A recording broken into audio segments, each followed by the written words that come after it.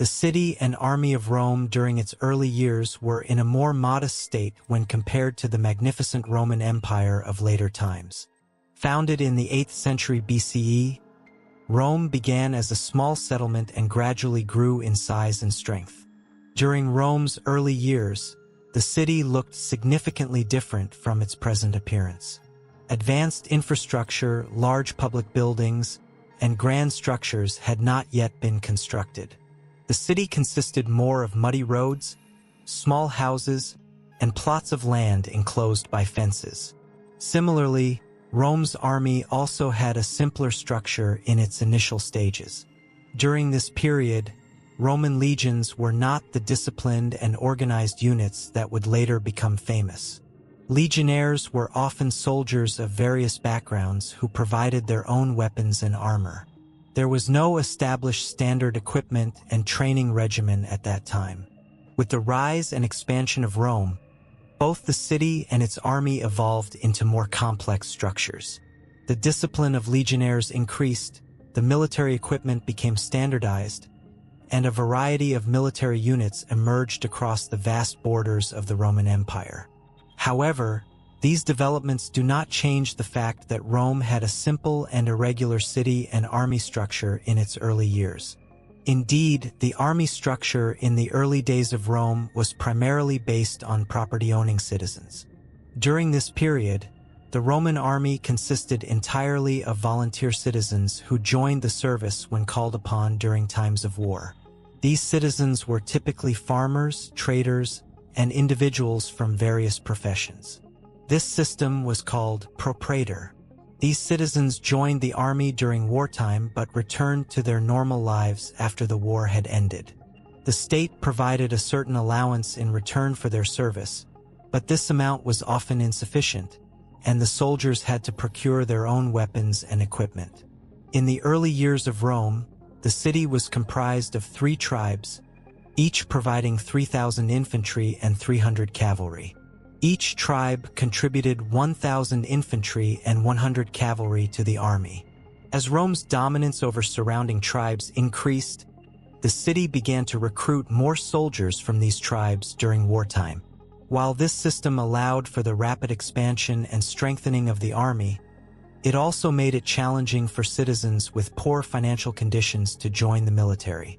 Yes, in the early years of Rome, the army was indeed led by a general affiliated with the king or the royal family. However, over time, significant changes occurred in the political and military structure of Rome. In the 6th century BCE, the establishment of the Roman Republic, ending the rule of the 6 kings of Rome, Tarquinii, led to reforms in the army structure. During this period, wars were often centered around small-scale conflicts and local disputes. Rome's early enemies were mostly neighboring tribes, such as the Sabines and Latins, settled on nearby hills. Wars were generally caused by land disputes, abductions of women, or other local reasons. However, around the end of the 6th century, Rome underwent a significant transformation. The 6 kings of Rome implemented military reforms to make the army more effective and organized. Roman citizens were divided into 5 classes based on their property, and the army was reorganized accordingly. The Roman army during this period consisted of professional soldiers selected from the wealthy classes who could finance themselves. This laid the foundation for Rome to develop a powerful professional army, significantly impacting the expansion of the Roman Republic. 1. First class, classis infantry in this group were typically the wealthiest and noblest citizens of Rome. They used fully equipped hoplite-like armor, helmets, swords, and spears.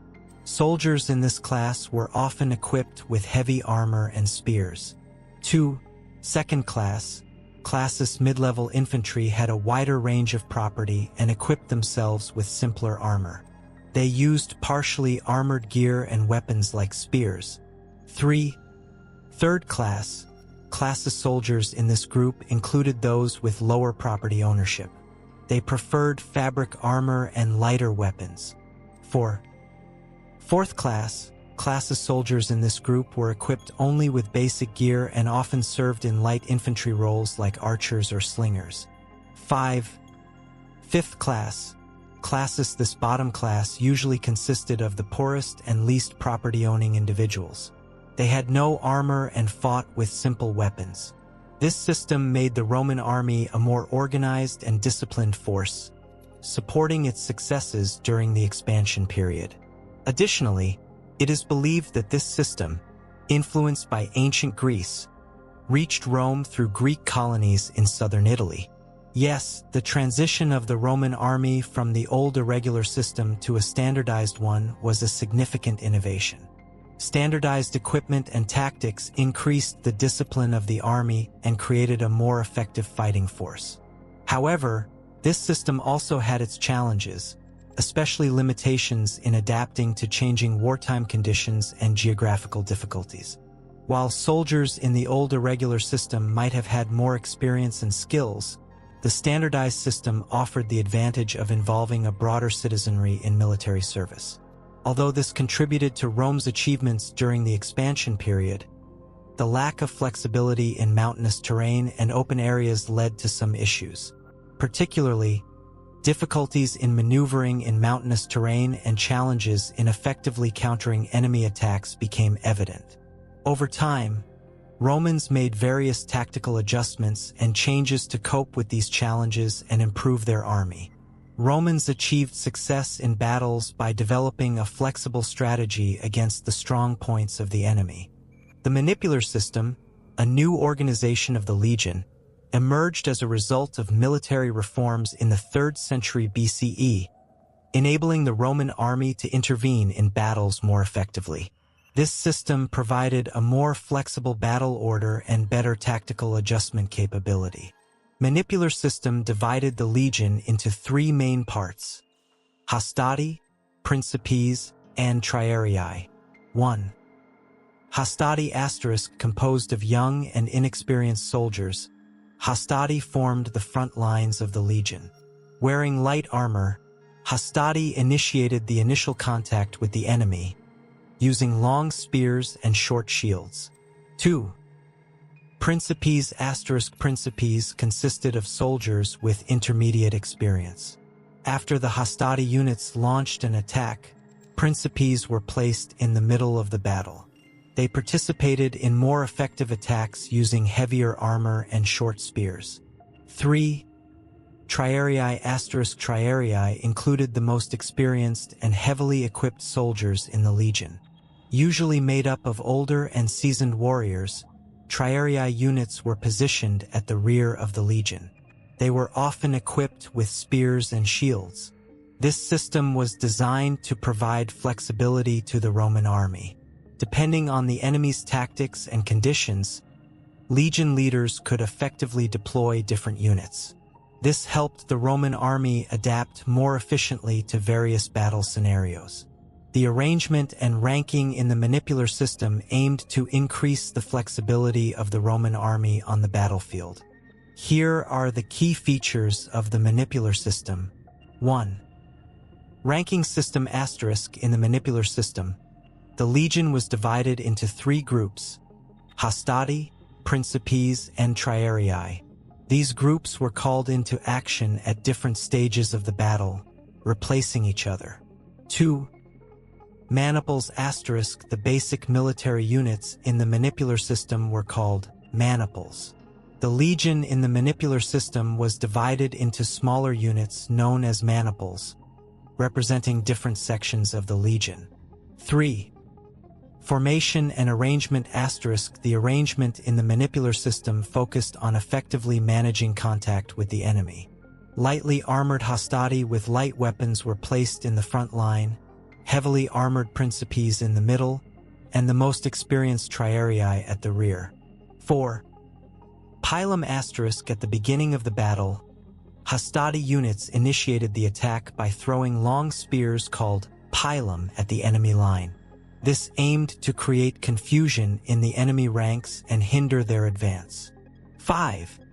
Stages of battle * As the battle progressed, fatigued hastati units made way for more experienced principes, maintaining the intensity of the battle. The most senior and experienced triarii units assisted in the final stages of defeating the enemy. The manipular system provided the Roman army with greater flexibility and adaptability in warfare. This system played a significant role in Rome's success during the expansion process and wars. Technological and tactical changes in the Roman army influenced war strategies, making them more effective and lethal. Here are some fundamental equipment and weapons used by Roman soldiers during this period. 1. Pilum ***. The pilum was the primary spear type used by Roman legionaries. Consisting of two parts, the front of the pilum was a thick, iron-tipped spear, while the back was made of thinner and softer metal. This design allowed the pilum, when stuck in enemy shields, to restrict the enemy's mobility. 2. Scutum ***. Roman legionaries used large, rectangular shields called scutum.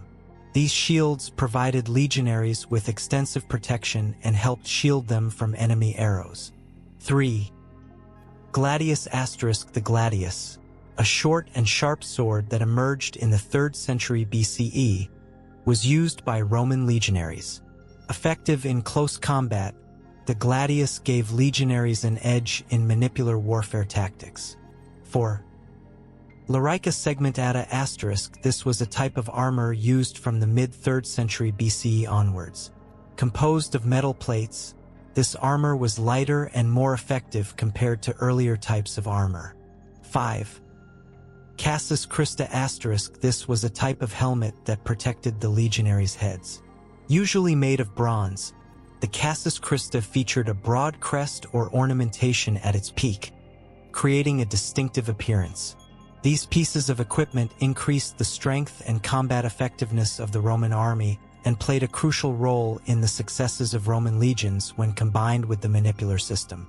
Technological advancements during this period were influential in the expansion of the Roman Empire and its establishment as a long-lasting world power. The changes in the Roman army during the mentioned period significantly influenced war strategies and equipment. Here are some key elements used by the Roman army in defense and attack during this period. 1.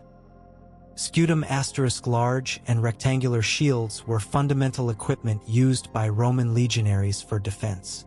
The scutum served the purpose of blocking arrows and protecting against enemy attacks. 2. Pilum ***. The pilum, the primary attacking weapon of Roman legionaries, was thrown into enemy lines to disrupt and disorganize them.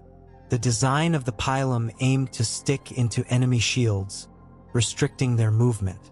3.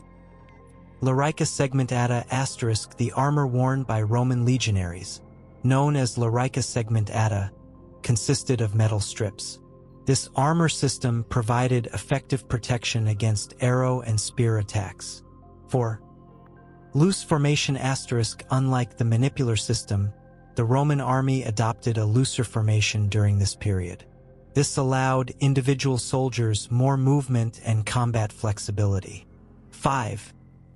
Triarius ***. Comprising the most experienced and senior soldiers in the army, Triarius units had better equipment and training compared to the earlier Hastati and Principes units. These changes made the Roman army more effective in both defense and attack, adapting to the tactics of their enemies. Roman legionaries achieved significant victories in world history by employing various equipment and tactics.